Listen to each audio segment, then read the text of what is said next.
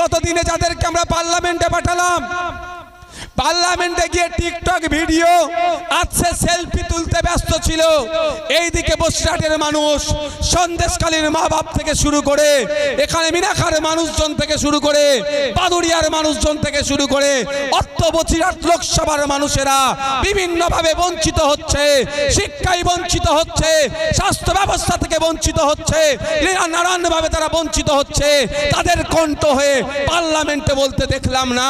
তাই সময় এসেছে ইন্ডিয়ান সেকুলার ফ্রন্টের পক্ষ থেকে জনাব আখতার রহমান বিশ্বাসকে আগামী দিনে ভোট দিয়ে পার্লামেন্টের মধ্যে পাঠান। পার্লামেন্টের মধ্যে গিয়ে আপনাদের যে সমস্যাগুলো আছে সেগুলো বলিষ্ঠ কণ্ঠে কনসার্ন ডিপার্টমেন্টাল মিনিস্টারদের কানের মধ্যে ঢুকিয়ে দেবে। যদি সমাধান না হয় আবারও বলে সমাধানের চেষ্টা করবে। আমাদের কাজ হচ্ছে ভোট দেওয়া, দিয়ে আমাদের এই 14-15 লক্ষ মানুষকে, মানুষের প্রতিনিধি হিসাবে একজনকে, বা একটু বসুন না, ভালো লাগবে তো, একটু ভাই বসুন, ভালো লাগবে।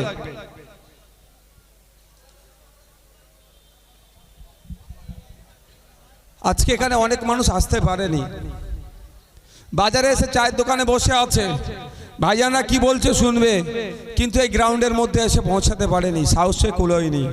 তবে একটা কথা বলে রাখি, আজকে দেখেছেন এক সম্রাটের ভিডিও, সম্রাট তো পিজন ভ্যানে কেমন কান্দা কাটা করছে, দেখেছেন? ভুলে যায়নি 2021 সালের কথা। ইন্ডিয়ান সেকুলার ফ্রন্টের পক্ষ থেকে এখানে প্রার্থী দেওয়া হয়েছিল সন্দেশখালীতে। 14,000 প্রায় 15,000 ভোট পেয়েছিলাম, 7% ভোট পেয়েছিলাম এতে হিংসার পরেও। যদি ওই সমস্ত সমাজ বিরোধীরা যদি অন্যায় না করতো, মানুষকে ভয় না দেখাতো, মানুষের ভোটাধিকার না কেড়ে নিত, আমার ভরসা ছিল সন্দেশখালী থেকে আমরা হেভি পার্সেন্টেজ ভোট দিয়ে এখানকার জনপ্রতিনিধিকে দেশে রাজ্যের আইনসভায় পাঠাতে পারতাম। কিন্তু আমরা কি দেখেছি, ভোট পেয়েছিলাম 14,387টা। এই 2021 সালে আমরা ভোট পেয়েছিলাম। আপনাদের মধ্যে অনেকে ভোট তো দিতেই পারেননি। যদি দিতে পারতেন তাহলে ভোটের পরিমাণটা কোথায় গিয়ে পৌঁছাতো? সে ভাঙড়ের লোক শান্তিপূর্ণভাবে ভোট দিতে পেরেছিল বলে লক্ষাধিক ভোট পেয়েছিলাম, 1 লক্ষের উপরে পৌঁছে গিয়েছিল। সন্দেশখালীর মা বাপ ভাইয়েরাও যদি ভোট দিতে পারত ঠিকভাবে, তাহলে 14,387তে ভোটটা দাঁড়িয়ে থাকতো না, ওই ভোটটাও লক্ষাধিক পার করে দিত। যেটা আগামী লোকসভাতে মানুষ শান্তিপূর্ণভাবে ভোট দেবে। জুন মাসের 1 তারিখে আপনাদের কাছে অনুরোধ করছি, আর কোনো ভয়ের পাওয়ার দরকার নাই। আপনারা শান্তিপূর্ণভাবে ভোট দেবেন, ইন্ডিয়ান সেকুলার ফ্রন্টের পক্ষে ভোট দিয়ে বিপুল ভোটে জয়যুক্ত করবেন। যারা এখানে এসে পৌঁছাতে পারেনি, আর যারা সর্বপ্রথম এখানে এসে পৌঁছেছেন, এত বাধা বিপত্তিকে উপেক্ষা করে আপনাদেরকে সকলকেই সংগ্রামী অভিনন্দন জানাচ্ছি। যারা এসে পৌঁছাতে পারেননি, বাজারে বসে শুনছেন, তাদের উদ্দেশ্যেও বলবো, আজকে বসিরহাটকে নিয়ে, সন্দেশখালীকে নিয়ে বিজেপির মতো রাজনীতি করছে, তৃণমূল আবার তৃণমূলের মতো মলম লাগানোর চেষ্টা করছে। সত্যি একটা জিনিস খুব খারাপ লেগেছে, একটা জিনিস আমাকে খুব খারাপ লেগেছে। আমরা কিন্তু প্রতিবাদ করেছি, যখনই জানতে পেরেছি সন্দেশখালীর আমার দলিত মায়ের উপরে অত্যাচার হয়েছে, সন্দেশখালী আমার আদিবাসী মায়ের উপরে অত্যাচার হয়েছে, সর্বোপরি সন্দেশখালী মানুষের উপরে অত্যাচার হয়েছে, আমরা আমাদের প্রতিনিধি দলের মাধ্যমে সন্দেশখালীতে পৌঁছানোর চেষ্টা করেছিলাম। অপদার্থ রাজ্য সরকার প্রশাসনকে দিয়ে আমাদেরকে মাঝপথে আটকে দিয়েছিল। মাঝপথে আটকে আইএসএফ ক্ষান্ত হয়নি, তার প্রতিনিধিদেরকে নিয়ে, লোকজনকে নিয়ে এসপি অফিসে আমরা ডেপুটেশন দিয়েছি। শুধু এসপি অফিস ডেপুটেশন নয়, এখানকার একাধিক থানাতে আমরা চিঠিতে লিখিত জানিয়েছি, অবিলম্বে সন্দেশখালীতে যে সমস্ত সন্ত্রাসী লোকজন আছে, সমাজ বিরোধী লোকেরা আছে, আমার আদিবাসী মায়ের উপর অত্যাচার করেছে, দলিত মায়ের উপর অত্যাচার করেছে, মুসলিম জমি জায়গাকে দখল করেছে, অবিলম্বে তাদেরকে গ্রেফতার করা হোক, তার আওয়াজ আমরা তুলেছিলাম। আমি আসতে চেয়েছিলাম, আপনারা জানেন আমাকে প্রিভেনশন অফ 151 দিয়ে এখান থেকে প্রায় 80 কিলোমিটার দূরে আমাকে আটকে দিয়েছিল।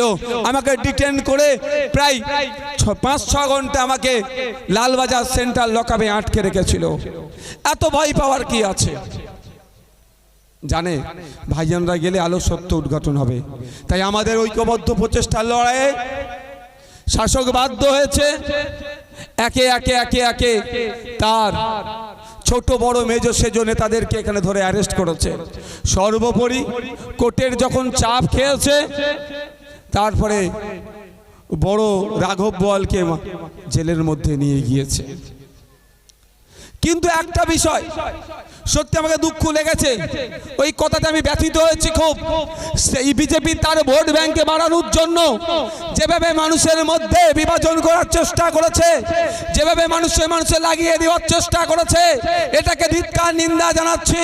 যখন বলেছে যে দেখে দেখে নাকি আমার বোনকে, আমার আদিবাসী বোনকে নাকি মুসলিম সমাজের পক্ষ থেকে নাকি অত্যাচার হয়েছে, এটা যখন বলেছে খুবই ব্যথিত হয়েছি। আমরা কিন্তু শাহজাহান শেখকে, আমরা কিন্তু তার সাঙ্গপাঙ্গকে, আমরা উত্তম হাজরাকে, আমরা শিবুকে কিন্তু তার ধর্মীয় বিচার দেখে তার বিরোধিতা আমরা করি না। তার অন্যায়টাকে দেখে যে অত্যাচার করেছে তার আমরা বিরোধিতা করি। আর বিজেপি অপদার্থ বিজেপি, আর তার এখন রাজ্যের বড় নেতা অপদার্থ যারা আছে, তারা যেভাবে ধর্মে ধর্মে বন্যে বন্যে জাতে জাতে বিভাজনের করে ভোট নেওয়া যায় তার সুকৌশল বা তার আস্তে আস্তে তার স্লো পয়জন দেওয়ার চেষ্টা করেছে।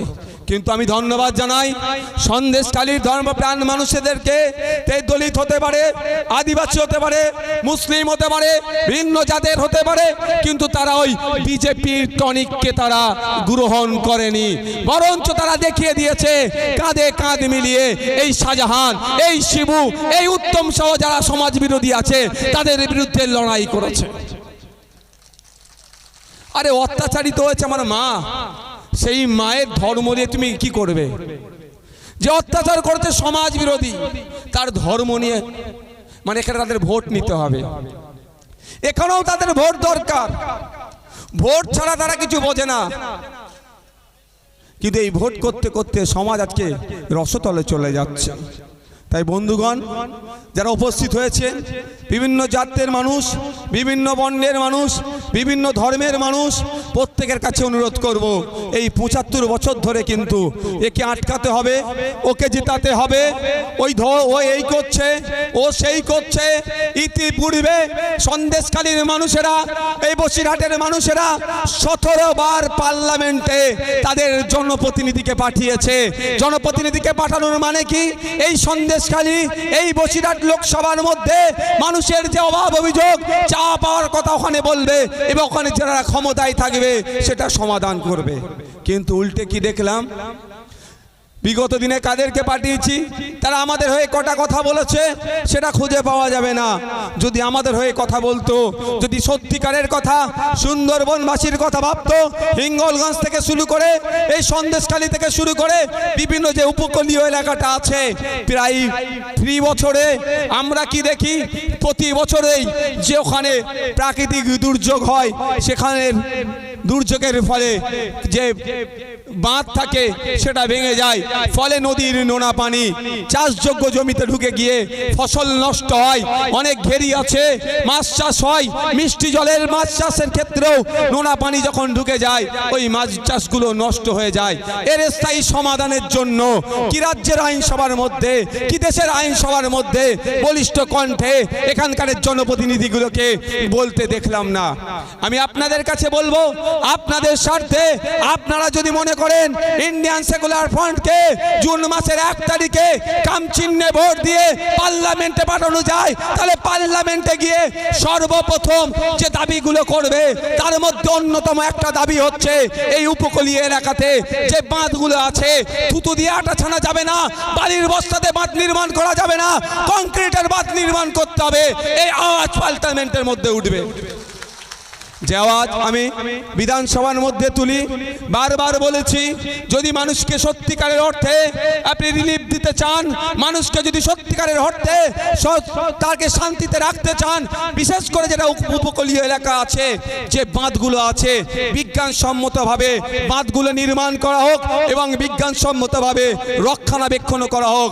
যদি রক্ষণাবেক্ষণ করা হয় এবং যদি বিজ্ঞানসম্মতভাবে বাঁধগুলো নির্মাণ করা হয়, তাহলে কিন্তু ওই বাঁধ আর ভেঙে বাড়ির দিকে গ্রামের দিকে নোনা পানি ঢুকে যাবে না, গ্রামের মানুষ ক্ষতি হবে না। কিন্তু বন্ধুগণ, এরা করে না কেন আপনারা কি এবারে মাথায় ভেবেছেন? এরা তো বলে সমাজের জন্য করব, কেন করে না ভেবেছেন? মাথায় আসে কি কেন করে না বলুন তো? বাঁধ ভেঙে গেলেই তো এদের পোয়া ভারী হয়ে যায়। কেন? বাঁধ ভেঙে যাবে, সরকার ঘোষণা করবে রিলিফ দেব, হাজার হাজার কোটি টাকা আসবে আপনাদের জন্য, আপনাদের রিলিফের জন্য। আপনার জমি নষ্ট হয়েছে, আপনার পুকুরের মাছ নষ্ট হয়েছে, আপনার বাড়ি ঘরদোর ভেঙেছে, আপনার ক্ষতিপূরণের জন্য, রিলিফের জন্য যে টাকাটা আসবে, তৃণমূলের দাদারা দিদিরা, এই শাহজাহান শিবু উত্তমেরা সেটাকে লুটে নেয়। আর যদি কংক্রিটের বাঁধ নির্মাণ করে দেওয়া হয়, তাহলে আর অন্তত 100 বছর এই উপকূলীয় এলাকার মানুষকে ওই ঝড় আসবে, ওই বুলবুল আসবে, ওই আফফান আসবে, ইয়াস আসবে, আরো কত কি আছে, আইলা যেভাবে ক্ষতি হয়েছে সেই অর্থে আর ক্ষতি হবে না। আমরা মানুষের কথা ভাবি। তাই আপনাদের বলবো, যদি আগামী দিনে চান পার্লামেন্টে গিয়ে বসিরহাট লোকসভার মানুষের চাওয়া পাওয়ার কথা, অভাব অভিযোগের কথা উত্থাপন করতে চান, তাহলে আর অন্য কোনো সিম্বলের দিকে তাকানোর দরকার নাই। সকাল সকাল যাবেন, জুন মাসের 1 তারিখে গিয়ে আপনার ইভিএম মেশিনের সামনে দাঁড়াবেন, যেখানে খাম চিহ্নটা দেখবেন ওই বাটনটাকে আপনারা জোর করে প্রেস করে দেবেন, বাকি দায়িত্বটা আমাদের দিয়ে ছেড়ে দেবেন। এখানে কম করে আজকে 1000-10 মানুষ আছে তো নাকি? তাই তো নাকি? হাতটা তুলেন তো দেখি একবার ভাই। আচ্ছা, যারা দূরে আছেন আমাদের লোক কি করে বুঝবো? তাহলে হাতটা তুলেন তো, গরমের চোটে ওই ছাদে উঠে গেছে। মায়েরা আছে তো নাকি? কম করে 1000-10 মানুষ আছে তো এখানে। আপনাদেরকে আজকে একটা দায়িত্ব দেবো, নিতে পারবেন? একটু দায়িত্ব নিতে হবে। এখানে যারা এসে উপস্থিত হয়েছেন, বসুন। এখানে যারা এসে উপস্থিত হয়েছেন, আপনারা অনেক বাধা বিপদ থেকে উপেক্ষা করে এসে উপস্থিত হয়েছেন, আপনাদেরকে একটা দায়িত্ব নিতে হবে। সেই দায়িত্বটা কি? আপনারা আজ থেকে এখানে বিদায়টাকে যখন নেবেন, বক্তব্য যখন শেষ করে দেব, আপনারা দায়িত্ব নিয়ে কম করে 10 জনকে তৃণমূল এবং বিজেপির বিরুদ্ধে ভোট দেওয়ার জন্য, আইএসএফ এর পক্ষে যাতে ভোট দেয়, তৃণমূল বিজেপিকে পরাস্ত করার জন্য, এই শুভেন্দু অধিকারীদেরকে পরাস্ত করার জন্য, এই অভিষেক ব্যানার্জির চাকরি চোরের সরকারকে পরাস্ত করার জন্য, বাচ্চাদের মিড ডে মিলের চুরির সরকারকে, এই মমতা ব্যানার্জিদেরকে পরাস্ত করার জন্য, এই বেকারত্বের শীর্ষে আমাদের দেশ এগিয়ে যাচ্ছে, যারা বেকারত্ব বাড়াচ্ছে কেন্দ্রের এই দিলীপ ঘোষদের সরকারকে পরাস্ত করার জন্য 10টা করে মানুষকে বুঝিয়ে ইন্ডিয়ান সেকুলার ফ্রন্টের পক্ষে ভোট করানোর জন্য দায়িত্ব তুলে নেবেন ভাই। নেবেন ভাই?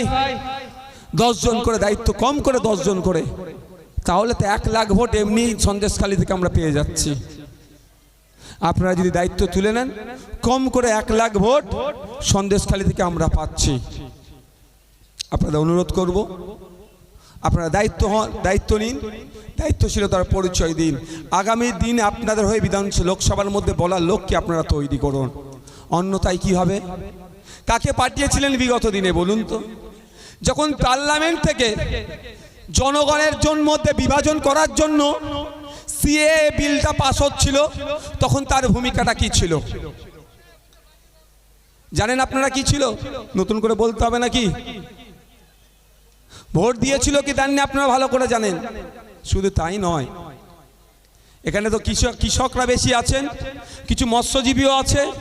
কৃষকদের বিরুদ্ধে পার্লামেন্ট থেকে মোদী সরকার যেভাবে সেই ব্রিটিশরা নীল চাষের মাধ্যমে চাষিদেরকে যেভাবে শোষণ করত, চাষিদেরকে যেভাবে অত্যাচার করত, ওই প্যাটার্নে আবার নতুন করে পশ্চিমবাংলা সহ সারা দেশের কৃষকদেরকে শোষণ করার জন্য যে বিলটা নিয়ে এসেছিল, তার বিরোধিতা করার জন্য আমরা কথা বলেছি। কিন্তু দুঃখের বিষয়, আপনারা যাদেরকে 2019-এ ভোট দিয়ে পার্লামেন্টে পাঠালেন, সেই সাংসদ মহাশয়া একটা শব্দ কিন্তু কৃষকদের জন্য করেনি। করেছে ভাই? এখানে তো কৃষক পরিবার বেশি আছে নাকি? তাই সময় এসেছে, আমরা ভুলে যাচ্ছি না। রেখা পাত্র মহাশয়া এখন যে দল থেকে তিনি প্রতিনিধিত্ব করার জন্য বসিরহাটে যিনি তাকে মনোনীত করেছে, সেই রেখা